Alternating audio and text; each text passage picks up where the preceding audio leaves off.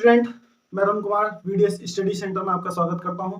और आज हम 10th क्लास के लिए और 11th क्लास के लिए एक वीडियो लेकर के आए हैं जिसमें कि बहुत ज़्यादा आपके लिए बहुत ज़्यादा हेल्पफुल है। और मेरे साथ वीडियो के अंत तक बने रहिए। मैं आपको आशा दिलाता हूं कि जो आज का जो टॉपिक है वो आपको यहाँ से 100% आप लेकर के जाएंगे, आप अपने मस्तिष्क में यहाँ से ही बैठा लेंगे। तो देखिए हमारी जो आज की वीडियो हो किस टॉपिक पे होने वाली है मैं आपको बता देता हूँ। हमारी आज की वीडियो होने वाली है जो ट्रिग्नोमेट्री जो जो फंक्शन है उसमें साइन 30 की वैल्यू कितनी होती है, कोस 30 की कितनी होती है। तो आज हम टेबल की तरफ चलते हैं। स्टूडेंट, आप बहुत सारे बच्चे कहते हैं कि सर हमें टेबल लर्न नहीं होती है, तो फिर हम आपको टेबल लर्न करने के लिए एक आसान सा तरीका बताते हैं। यदि आप भूल भी जाते हैं तो आप परीक्षा में बहुत आसानी से 1 मिनट के अंदर पूरी टेबल को बना सकते हैं। तो देखिएगा, हम जैसे कि हमने यहाँ पर क्या बनानी है, एक टेबल बनानी है। तो टेबल किस तरह से बनानी है देखिएगा, यहाँ पर देखिएगा स्टूडेंट, आपको टेबल आज और अभी पूरी तरह से लर्न हो जाएगी। वीडियो के अंत तक बने रहिए, बीच में से स्किप मत कीजिए वीडियो को, तो आपको पूरी ये वीडियो आज आसानी से समझ आ जाएगी। स्टूडेंट देखिएगा, यहाँ पर देखिएगा 0, 30, 45, 90, 60 और 90। तो देखिएगा हमारी पूरी कॉलम बन गई है। और एक और ले लेते हैं स्टूडेंट यहाँ पर कॉलम। यहाँ पर देखिएगा हमने ये कॉलम आपकी सामने टेबल तैयार कर ली है। यहाँ पर स्टूडेंट थीटा लिखेंगे, यहाँ पर आप 0 लिखेंगे, यहाँ पर आप स्टूडेंट 30 लिखेंगे। और यहाँ जैसे कि आप जानते हैं कि 0, 30, 45 ये तो सभी को पता है, 60 और 90। तो स्टूडेंट हम यहाँ से देखिएगा, अब हम एक और कॉलम बना लेते हैं। यहाँ पर हम इसको, क्योंकि हमें आसानी से समझ आ जाए कौन सी किसकी वैल्यू है, और हम यहाँ पे बॉक्स बना लेते हैं। तो देखिए स्टूडेंट, हमने बॉक्स बना लिए हैं और आप आसानी से बना सकते हैं। यहाँ पर आप लिखेंगे साइन थीटा, यहाँ पर आप लिखेंगे कोस थीटा, यहाँ पर स्टूडेंट लिखेंगे टेन थीटा, यहाँ पर आप लिखेंगे कोट थीटा, और यहाँ पर स्टूडेंट लिखेंगे सेक थीटा, और लास्ट में आपका जो 6 है वो कोसेक थीटा। आपने क्या करना है, आपको काउंटिंग तो आती है, आपने 0 से स्टार्ट करना है। 0 से स्टार्ट करना, थोड़ा मैं ऊपर कर देता हूँ 0। और पहले हम थोड़ा सा और इसको अच्छे से समझाने के लिए साइन 0 लिख लेते हैं, और को साइन 30 लिख लेते हैं, साइन 30, फिर लिख लेते हैं साइन 45, और हम लिख लेते हैं फिर स्टूडेंट साइन 60, और स्टूडेंट यहाँ पर लिख लेते हैं साइन 90। तो स्टूडेंट हमने 0 लिखा, यहाँ पर थीटा की वैल्यू 0, 30, 45, 60 और 90 हमने इनको आसानी से लिख लिया है। क्यों लिख लिया है? क्योंकि हमें ये यहाँ पर जब हम वैल्यूज लिखेंगे तो आसानी से आपको लिखने में ज्यादा प्रॉब्लम ना हो। तो देखिए स्टूडेंट, हमने ये वैल्यूज लिख ली है। तो 0 से स्टार्ट करना है आपको, जो 0 से काउंटिंग स्टार्ट करनी है। तो काउंटिंग वैसे 1 से स्टार्ट होती है, वैसे आपको 0 से लिखना है। तो 1, 0, 1, 2, 3 और यहाँ से स्टूडेंट 4। फिर आपको क्या करना है स्टूडेंट, 4 तक लिखा है तो 4 से ही डिवाइड कर दीजिए। जब आप 4 से डिवाइड करेंगे तो आपको यहाँ पर एक वैल्यूज निकलती चली जाएंगी, सभी पे रूट लगा लेना है। तो आप सभी पर रूट यहाँ पर लिख लेंगे, बना लेंगे। तो देखिएगा स्टूडेंट, आप अच्छे से जानते हैं, मैंने अभी बताया था, जब 0 को किसी भी संख्या से डिवाइड करते हैं तो स्टूडेंट 0 ही आता है। ठीक है, यहाँ तक आपको समझ में आया होगा। और मैंने एक बात और बताई थी, यदि हम संख्या 2 को 0 से भाग दें तो आपका इनफाइनाइट आता है। तो यहां तक आपको समझ में आ रहा होगा। जब आप 0 को 4 से डिवाइड करेंगे तो 0 ही आना है, और 0 का रूट 0 ही होता है। यहाँ पर स्टूडेंट 1 का रूट 1 ही होता है, और 4 का कितना आ जाएगा स्टूडेंट, 2 आ जाएगा। आप इसको अच्छे से जानते हैं। तो स्टूडेंट यहाँ से देखिएगा, आपका यहाँ पर कितना है, 2 है। तो 2 × 2, 2 × 2 = 4। आप जानते हैं अच्छे से क्या होता है। देखिए रूट 1 का 1 ही होता है, और रूट जैसे 2 है, 2 का स्क्वायर रूट क्या होगा, देखिएगा 2, देखिए इसका स्क्वायर रूट नहीं है तो ये रूट में ही रह जाएगी वैल्यू, क्योंकि अगर 4 होता तो बाहर आ जाती डिजिट 2 के पेयर से। अब देखिए यहाँ पर क्या है, रूट 3 है, रूट 3 का नहीं आएगा बाहर, रूट 3 है तो रूट 3 का नहीं होता स्क्वायर रूट। तो यहाँ पर देखिए 4 का कितना हो जाएगा, 2 हो जाएगा। अब 4 से 4 कैंसिल आउट हो जाएगा। जब आपका 4 से 4 कैंसिल आउट हो जाएगा 1 बचेगा, और 1 का क्या होता है, रूट 1 ही होता है। स्टूडेंट हमने सभी का ये फाइंड कर लिया है।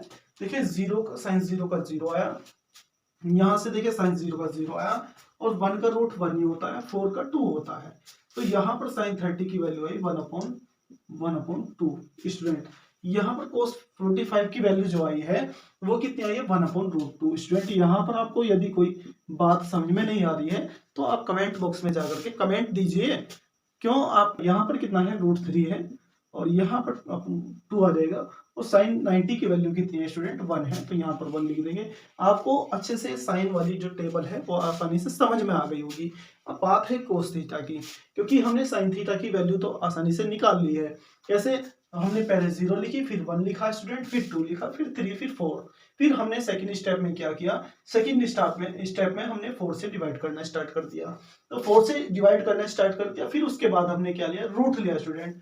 फिर हमने रूट लिया, रूट लेने के बाद जो डिजिट थी, जब रूट लिया, रूट लेने के बाद जो डिजिट थी उनका हमने स्क्वायर रूट निकाल लिया। मीन्स कहने का मतलब है कि वर्गमूल ले लिया।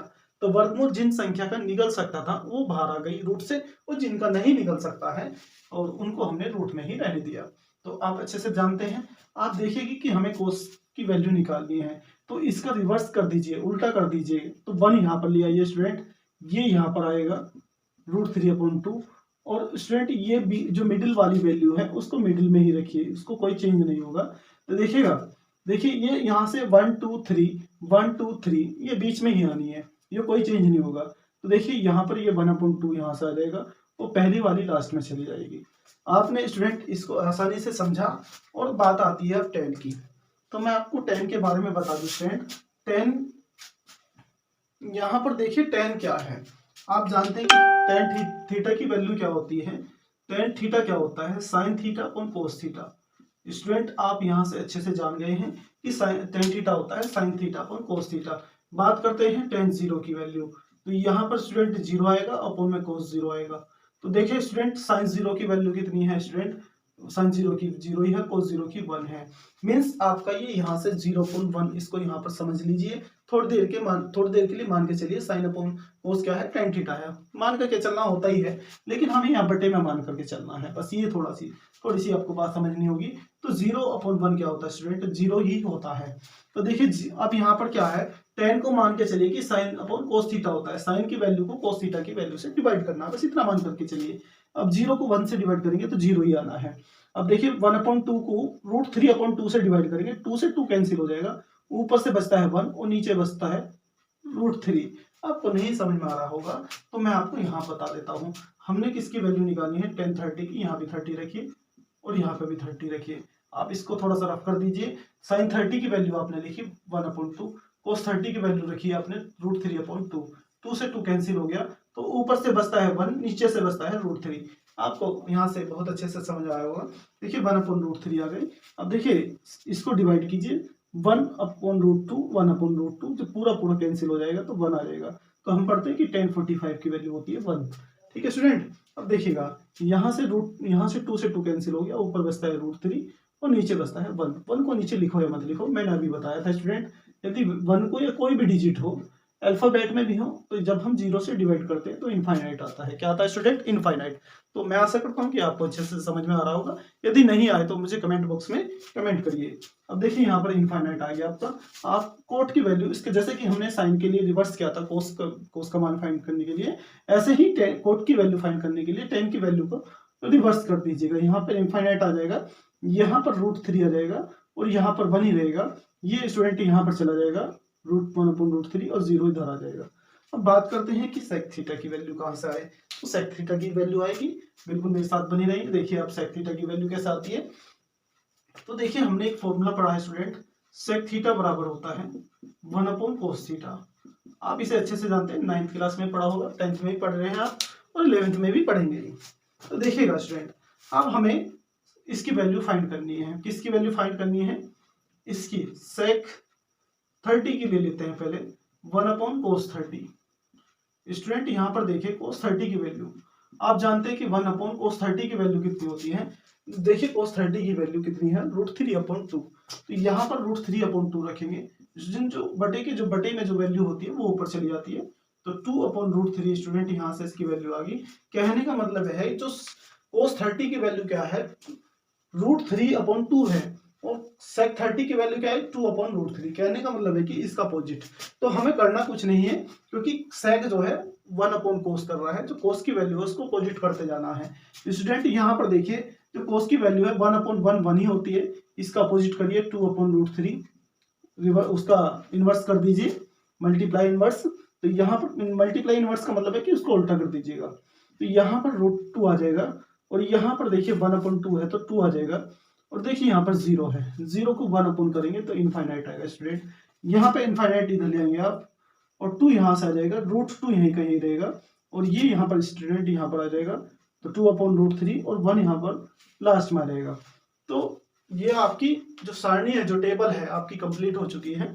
तो स्टूडेंट मैं आशा करता हूँ कि आपको वीडियो बहुत ही अच्छे से समझ आई होगी, और आप इसका स्क्रीनशॉट ले सकते हैं, तो ज़्यादा बेटर रहेगा कि आप इसका स्क्रीनशॉट ले और अपनी नोटबुक में नोट करें। तो आज की वीडियो कैसी लगी कमेंट बॉक्स में बताइएगा। Good night.